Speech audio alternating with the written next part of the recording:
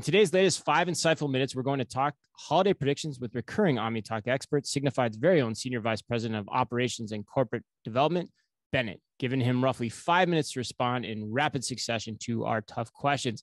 Bennett, let's start by setting expectations for the holiday season. What does Signifyd's research tell us we should expect from customers and from retailers? Yeah, so we just had a webinar where like year over year growth is like the number one thing that people are worried about, like top line. What are we going to see?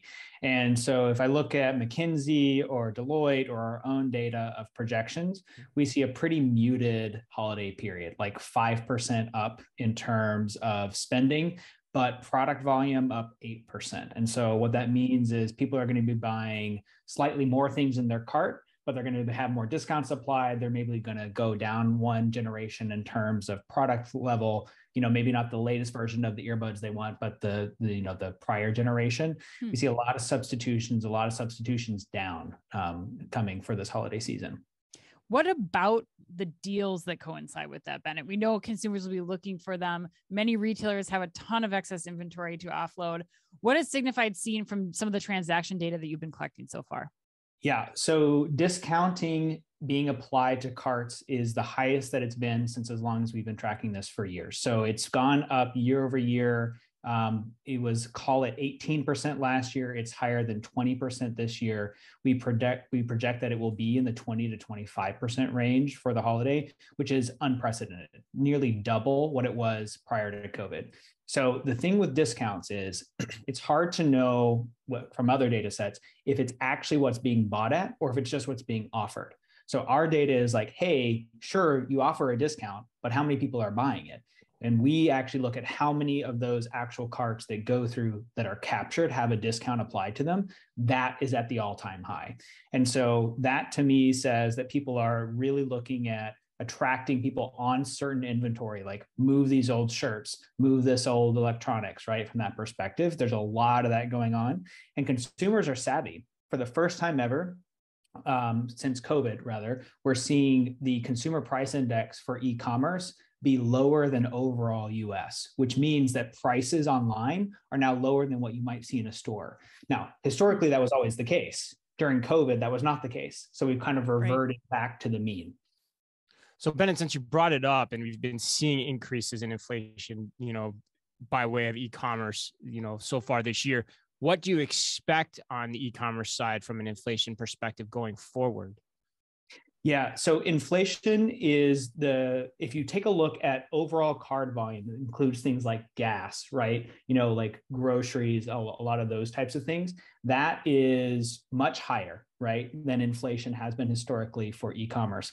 Typically, like the staples, right, of gas, electricity, all those things are ones being affected by Russia and the war in Ukraine and all those types of things more so than others.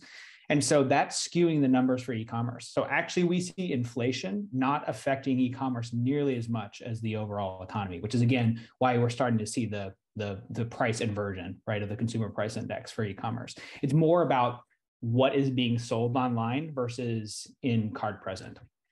Well, and Bennett, after what we covered quickly today, what would your advice be for retailers and brands as they head into the holiday who are listening to this? Yeah, so I think that the really big things you have to pay attention to is first-time shoppers. We find huge influx of first-time people who maybe have never bought from you, maybe never bought from an online channel or a card not present channel before, and they really say and have an echoing effect. And we've seen that, like if you have a good gifting experience, a good holiday experience, you have a lot of glow associated with that brand, you can get repeat customers. We've seen that every single cohort since we've tracked that data. So make sure you have your first-time buyers with the best possible experience. It's just the basics. Get the items out on time, right? Like consumers don't care about your excuses. They don't care that you have logistical problems. If you promise that the thing will arrive on the 19th, it better be there on the 19th. And if it's going to change, let them know. And I think a lot of people have like kind of just missed that of like, just get the thing to the people on time. Tell them when they're just going to get there. To the extent that you can offer omni-channel, buy online, pick up in store, or pick up at Kohl's, or pick up at a Walgreens, or return at a Walgreens, consumers are demanding that. And we're seeing huge loyalty for that ease and convenience of picking it up. And I think a lot of people, especially ones in like operations or customer success, they focus on the sale, right? Again, top line. Everybody wants to talk about the top line. But what we see is sales happen, then returns happen, then chargebacks happen. And each one of those is an echoing wave.